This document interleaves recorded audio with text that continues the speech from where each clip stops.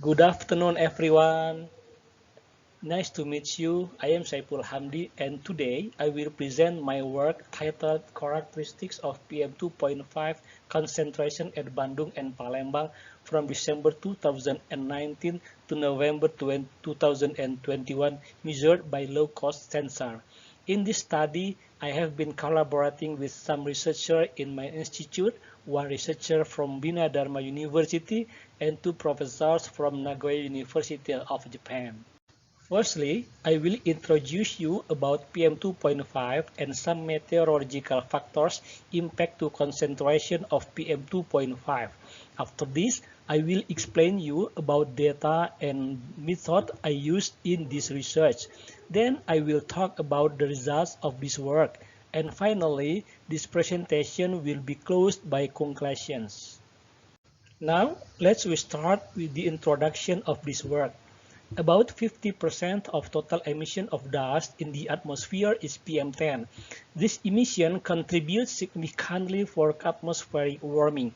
This emission not only disperses the atmosphere but also absorbs the solar radiation. In 2014, Muhaimin reported a higher total concentration of particulate during the dry season than the rainy season.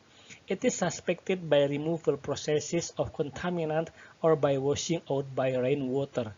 Chalalako et al. In 2003 also say that PM10 negatively correlates to wind speed with a value of minus 0.43. That value shows an inverse correlation between the average wind speed and the average of PM10 concentrations, which means the fastest wind speed will cause a decrease in the concentration of PM10. Forest and land fires events, which are causing an increase in the air pollution index, dominantly produce CO or carbon dioxide, CO2, hydrocarbon, and particulate. As amount as 85% of greenhouse gas emission in Indonesia was produced in peatland fires. This is the picture of PM2.5 low-cost sensor. The picture on the right side is photograph of the whole sensor, and the picture on the left side is layout of the inner part of the sensor box. By detecting the light scattering from particles with diameters of small as 0.3 micrometer and estimating the particle size from the magnitude of scattering signals, PM2.5 mass concentrations are determined. The results of laboratory experiments using cigarette smoke particles indicated that the sensor could measure PM mass concentration as high as 600 microgram per meter cubic with constant sensitivity, and the sensor-to-sensor variation in the sensitivity is typically less than 10%. We also used automatic weather station in Bandung for wind speed and wind direction distribution.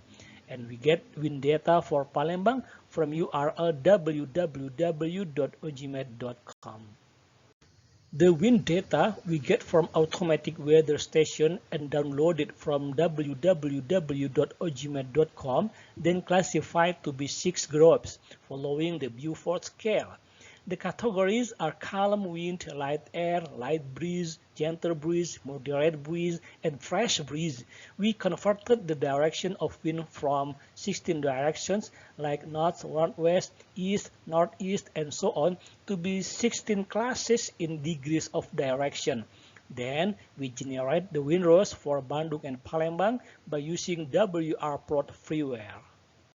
In this slide, we show you the time series of PM2.5 in Bandung, dark line, and Palembang, bright line, in period of December 1st, 2019 up to November 13th, 2021, measured by low-cost sensor.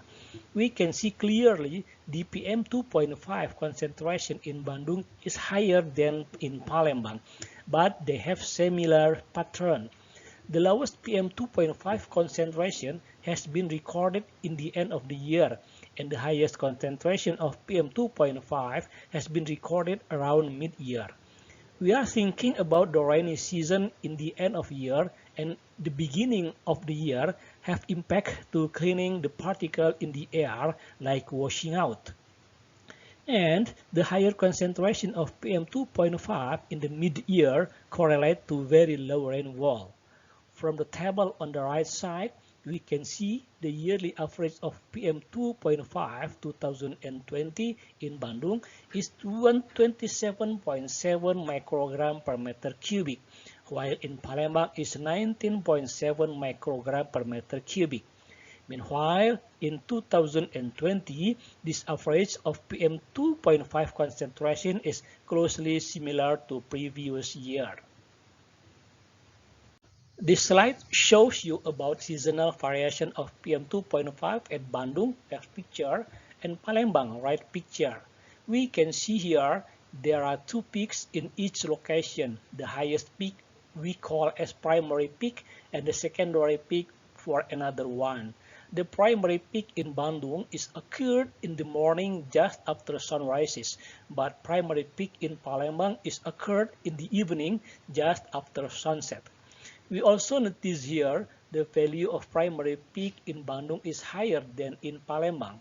The characteristics of PM2.5 in Palembang, especially in DGF, MAM, and SON, quite similar, and only little different for GGA at midnight to 8 o'clock in the morning. The wind loss for Bandung has been generated by using AWS data operated in Bandung. The dominant wind speed in DGF season is 1.5 to 3.3 meter per second, which amount to 38.6%, and the dominant wind direction is flowing from the west-northwest, amount 43.4%. The dominant wind direction in MAM looks like in DGF, and wind speed is 0.3 to 3.3 meter per second in two classes. The opposite condition has occurred in GGA and SON seasons. In these seasons, the wind is distributed randomly from western and eastern, and wind class from 1.5 to 3.3 meter per second dominantly. It was not found that the direction of wind heading blew from the north and south direction in GGA and SON. The wind loss for Palembang has been generated by using data downloaded from www.ojima.com for a period from December 2019 to November 2021.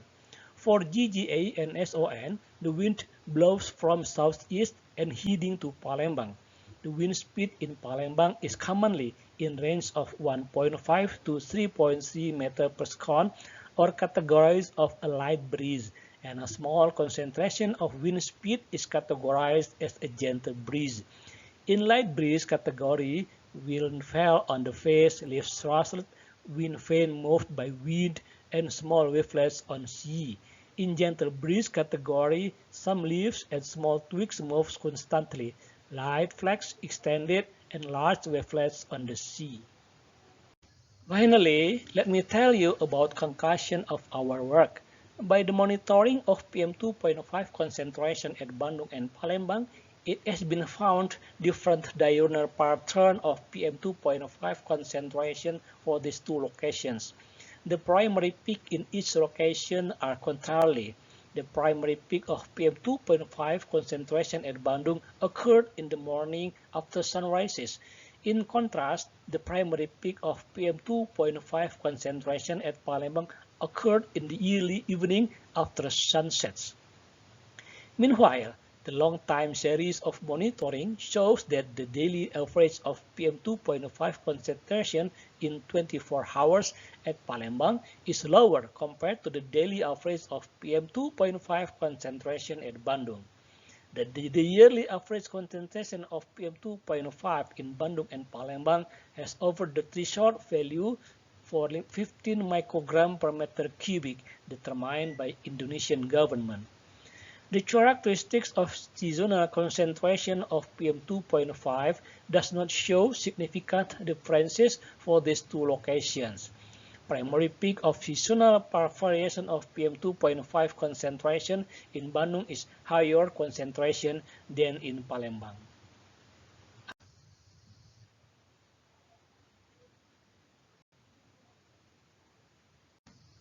Thank you.